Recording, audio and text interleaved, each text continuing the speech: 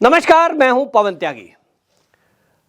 केजरीवाल की दिल्ली सरकार का एक और घोटाला खुलकर सामने आया है और इस घोटाले को लेकर के ईडी ने लगभग 10 ठिकानों पर रेड की, जिसमें आम आदमी पार्टी के एक राज्यसभा के सांसद, उसके अलावा केजरीवाल के निजी सचिव और चीफ इंजीनियर के ठिकानों पर रेड की गई है। ईडी के सूत्रों की माने तो वो बता रहे हैं कि यह करोड़ों रुपए का घोटाला है और घोटाला जल बोर्ड से जुड़ा हुआ है। आप जानते ही हैं कि जल बोर्ड इस समय घाटे में चल रहा है। हालांकि केजरीवाल की सत्ता जब आई थी तो उन्होंने फ्री बिजली और फ्री पानी देने की बात कही थी, उसको वो अपनी पीठ भी ठोकते रहे हैं कि हम दिल्ली के लोगों को फ्री पानी और फ्री बिजली दे रहे हैं, और उसके बाद भी देखिए हमारी पढ़े लिखों की सरकार है और हम फिर भी फायदे में हैं। लेकिन हकीकत जानकर आप चौंक जाएंगे कि आज जल बोर्ड करोड़ों के घाटे में चल रहा है। जब खुलासा हुआ तो यह पता लगा कि केजरीवाल सरकार में जल बोर्ड के जरिए वहां करोड़ों रुपए के वारे न्यारे कर दिए गए। जो सरकार के खाते में पैसा जाना था वो प्राइवेट एजेंसियों के खाते में चला गया। मीटर लगाने की सप्लाई करने का काम जिसको दिया, इलेक्ट्रिकल मीटर जो है वो पानी के मीटर लगाने के लिए जो काम दिया गया वो ऐसी कंपनी को दिया गया जो मीटर का मैन्युफैक्चरिंग करती ही नहीं थी, और वो जो ठेका दिया वो जल बोर्ड के चीफ इंजीनियर ने दिया। तो चीफ इंजीनियर को उसकी एवज में 3 करोड़ की पेमेंट आई। यह पूरा पेमेंट का ट्रैक ईडी के पास सबूत के तौर पर उपलब्ध है, और उसी के बाद यह तय किया कि इसमें रेड की जाए और पता लगाया जाए कि यह पैसा गया कहां है। चीफ इंजीनियर के खाते में 3 करोड़ आए हैं, अन्य लोगों के खाते में भी पैसे आए हैं। अब चीफ इंजीनियर से ईडी ये जानेगी कि यह पैसा उसने खुद सारा हजम किया है या इसका कुछ हिस्सा केजरीवाल तक पहुंचा है। बहुत ज्यादा संभावना यह है, जो जल बोर्ड के लोग हैं वो कैमरे पे नहीं आते, किसी मीडिया में नहीं बताते, लेकिन लोगों का कहना है कि हम चीफ इंजीनियर के जो आसपास के लोग हैं वो कह रहे हैं कि इसमें आम आदमी पार्टी के नेताओं को हिस्सा दिया गया है, क्योंकि किसी चीफ इंजीनियर की इतनी हिम्मत नहीं है कि वो किसी काम का ठेका करोड़ों में हो छोड़ दे और मंत्री जी को ना पता हो। आप जानते ही हैं मंत्रालय तो केजरीवाल के पास है, तो क्या केजरीवाल को पैसा पहुंचा है? इसी प्रश्न का उत्तर जानने के लिए ईडी ने रेड की है, और इसी की बौखलाहट देखिए कि आतिशी मार लेना इसी मामले पे तुरंत प्रेस कॉन्फ्रेंस करती हैं और फिर पुराना टेप बजता है। जबकि मैं आपको बताऊंगा कि ईडी ने जो खुलासा किया है, उन्होंने 3 बात बताई है कि जल बोर्ड में 3 बड़े घोटाले हुए हैं, जिसको सीबीआई ने पहले खंगाला, क्योंकि सीबीआई को यह कंप्लेंट गई कि जल बोर्ड हमेशा फायदे में रहा है। जब कांग्रेस की सरकार थी, ये लाभ में रहने वाला संस्थान है जो कि घाटे में अचानक कैसे जा रहा है। सीबीआई को जांच दी गई, एलजी ने सीबीआई को यह केस ट्रांसफर किया, क्योंकि मामला जब खुला था, मामला इस तरह से खुला कि केजरीवाल सरकार में जो बिल का कलेक्शन सेंटर है वहां पर एक मशीनें लगा दी गई, और मशीन के जरिए लोगों को कहा गया कि आप अपना बिल मशीन के जरिए भी जमा कर सकते हैं। उसमें जितने पैसे गए आप जानकर ताज्जुब रह जाएंगे कि वो सरकार के खाते में नहीं गए। वो एक प्राइवेट कंपनी जिसने वो मशीन लगाई बिल कलेक्शन की, वो सारा पैसा उसके पास गया, और वो पैसा कहां हजम हो गया, उसमें से कितना नेताओं ने खाया, ये ईडी को जानना बड़ा जरूरी था। आपको जानकर ये भी चौंक जाएंगे आप ये जानकर भी कि जिस समय आपको बता दूं कि नोटबंदी के दौरान जो नोट बंद हुए, उन नोटों को बंद करने के लिए सरकार ने बैंकों को ये निर्देश दिए थे कि आपका आईडी आपको लाना है, और एक बार में एक लिमिटेड था कि 1500-1600 रुपए आप बदल सकते हैं। लेकिन 10 करोड़ की पेमेंट उस प्राइवेट एजेंसी के जरिए जमा की गई। वो जो बिल मशीन लगाई गई थी मेसर्स फ्रेश पे आईटी सॉल्यूशन प्राइवेट लिमिटेड। तो ईडी का कहना है कि ये जो फ्रेश पे आईटी सॉल्यूशन है, मेसर्स फ्रेश पे आईटी सॉल्यूशन प्राइवेट लिमिटेड नाम की कंपनी को केजरीवाल सरकार में ठेका दिया गया कैश कलेक्शन का, बिल जमा कराने की मशीन लगाने का। ये वेंडिंग मशीन लगाई गई, इसमें तो लोग पैसा जमा कर रहे थे, तो 10 करोड़ अचानक से एक पेमेंट कैसे आई? इसको ईडी जांच कर रही थी, तो चौंकाने वाले खुलासे हुए कि ये जो पैसा जमा हुआ है ये 2 नंबर का पैसा था जिसको 1 नंबर में बदल दिया गया। अब ईडी इन प्रश्नों का उत्तर खोज रही है कि ये 10 करोड़ रुपए जो नोट बंद हो गए थे वो अचानक से डाल दिए गए। क्या इस कंपनी का पैसा था या आम आदमी पार्टी के नेताओं का पैसा था?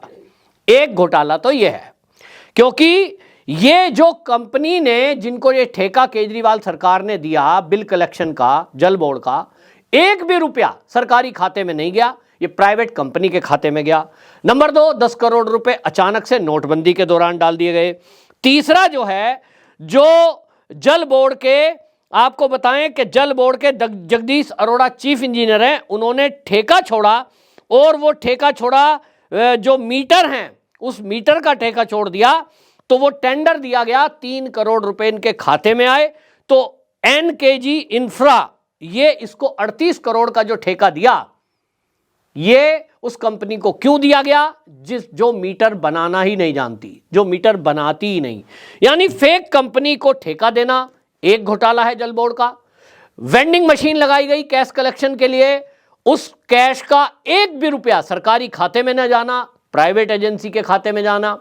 नोटबंदी के दौरान 10 करोड़ रुपए उनके पास कहां से आए, ये ईडी को जानना है। और आपको बता दें, जो निजी सचिव है केजरीवाल का, उनके ठिकाने पर रेड होने का कारण यही है कि ईडी को यह जानकारी मिली है कि जो केजरीवाल के निजी सचिव हैं चीफ इंजीनियर के द्वारा, और ये जो प्राइवेट कंपनी है जिसने अपनी मशीनें लगाई थी कैश कलेक्शन की, मैसर्स फ्रेश पे आईटी सॉल्यूशन प्राइवेट लिमिटेड, इनके अधिकारियों ने बताया कि हमने केजरीवाल के सचिव को पैसे दिए हैं इस एवज में कि हमें यह ठेका दे दिया जाए। यानी अब निजी सचिव फंस रहा है, तो निश्चित जानिए कि अगला स्टेप क्या होगा, आप समझ ही सकते हैं। लोगों का कहना यह है कि भाई एक निजी सचिव कैसे किसी कंपनी को ठेका दे सकता है? निजी सचिव करोड़ों रुपए बटोर सकता है, इसमें तो केजरीवाल का ही हाथ होगा। केजरीवाल को कितने पैसे इसमें से पहुंचे तीनों घोटाले में से, ये ईडी जानना चाहती है, और इसीलिए ये सब ठिकानों पर रेड हुई। और एक और बड़ा घोटाला आपको बता दूं, वो क्या है? केजरीवाल जी ने एक निजी सचिव नियुक्त किए जिन्होंने ये सारा काम किया है। आपको याद होगा, एक दिनेश अरोड़ा थे, जो दिल्ली का जो आबकारी घोटाला है उसमें अब गिरफ्तार हैं, और वो बीच का काम कर रहे थे, जो फेस टाइम पर बातचीत करा रहे थे केजरीवाल से साउथ लॉबी की। ये जो निजी सचिव है जिसका नाम विभव कुमार है, ये जल बोर्ड में इसी तरह का मीडिएटर का काम कर रहे थे, केजरीवाल और टेंडर लेने देने वालों के बीच का काम कर रहे थे। केजरीवाल से बात कराने का काम इन्हीं के फोन के द्वारा हो रहा था। ईडी ने यह दावा किया है कि जिस तरह से शराब घोटाले में एक बिचौलिया रखा हुआ था, केजरीवाल ने अपना खासम खास और उसको भी सरकारी बंगला दिया हुआ था, इसी तरह ये जो विभव कुमार है, ये जल बोर्ड के बीच में मीडिएटर था, और इसको भी केजरीवाल ने सरकारी बंगला दिया जो कि अवैध है। कोई भी प्राइवेट व्यक्ति सरकारी बंगले में नहीं रह सकता, क्योंकि वो सरकारी एम्प्लॉय नहीं है। तो किस एवज में इसको सरकारी बंगला दिया, ये भी तीसरा घोटाला है। आम आदमी पार्टी के नेताओं की बात सुने, आतिशी मारलेना की प्रेस कॉन्फ्रेंस सुने, तो वो ऐसा बन जाते हैं जैसे कि उन्होंने तो कुछ किया ही नहीं है। कहती हैं, साहब इस घोटाले में तो कुछ मिला ही नहीं, हमने तो कोई गलती की ही नहीं, सुप्रीम कोर्ट ने भी आज तक कुछ कहा ही नहीं, पैसे तो मिले ही नहीं, रिकवरी तो हुई ही नहीं। तो भाई ईडी के सूत्र कह रहे हैं कि ये जो दावे किए जा रहे हैं ये सब झूठ है, हमारे पास पुख्ता सबूत है। तो आम आदमी पार्टी नंबर एक जवाब दे कि जो निजी सचिव है विभव कुमार, उसको सरकारी बंगला क्यों दिया। नंबर 2, जिस कंपनी को मीटर सप्लाई करने का, पानी के मीटर सप्लाई करने का ठेका दिया गया, वो चीफ इंजीनियर ने जो ठेका दिया, ऐसी कंपनी को क्यों दिया जो एग्जिस्ट नहीं करती, जो मैन्युफैक्चरिंग नहीं करती, सप्लाई कभी किया नहीं। नंबर 3, उनके खाते में 3 करोड़ रुपए आए, इसका क्या जवाब है। तीसरा, ये जो घोटाला है कि जो कैश कलेक्शन की मशीनें लगाई गई मैसर्स फ्रेश पे आईटी सॉल्यूशन वाली, उनके ही खाते में सारा पैसा गया, सरकार के खाते में 1 रुपया नहीं गया। और नोटबंदी होती है तो अचानक 10 करोड़ रुपया कहां से गया। ये वो सवाल हैं जो ईडी इनसे जानना चाहती है, जिनके 10 ठिकानों पर रेड हुई है। और इसमें जो है राज्यसभा के सांसद हैं एनडी गुप्ता, इनके ठिकाने पर जो रेड हुई है उसका भी रीजन ये है कि पैसे इन्होंने कैश दिए, और ईडी के सूत्र कह रहे हैं कि वो करोड़ों में दिए, आम आदमी पार्टी को नेता को दिए गए हैं। अब उसमें कितना हिस्सा केजरीवाल को गया या वो संजय सिंह ने सारे पैसे रखे हैं, ये कहा जा रहा है कि संजय सिंह के थ्रू इनको राज्यसभा की सीट दी गई। तो अब ईडी ये जानना चाहती है कि जो बीजेपी का आरोप है कि वो करोड़ों रुपए लेकर के इनको राज्यसभा में भेजा गया है, अगर वो सही है तो फिर इनके आय के स्रोत क्या हैं, ये पैसा कहां से आया। यानी बहुत गंभीर आरोप लगे हैं और इन आरोपों में अब दिखाई दे रहा है कि सारे तार केजरीवाल से जुड़ते दिखाई दे रहे हैं। अगली पूछताछ के लिए ईडी के सूत्र कह रहे हैं कि केजरीवाल को सम्मन इस मामले में भी किया जाएगा, जैसा आबकारी नीति में किया जा रहा है।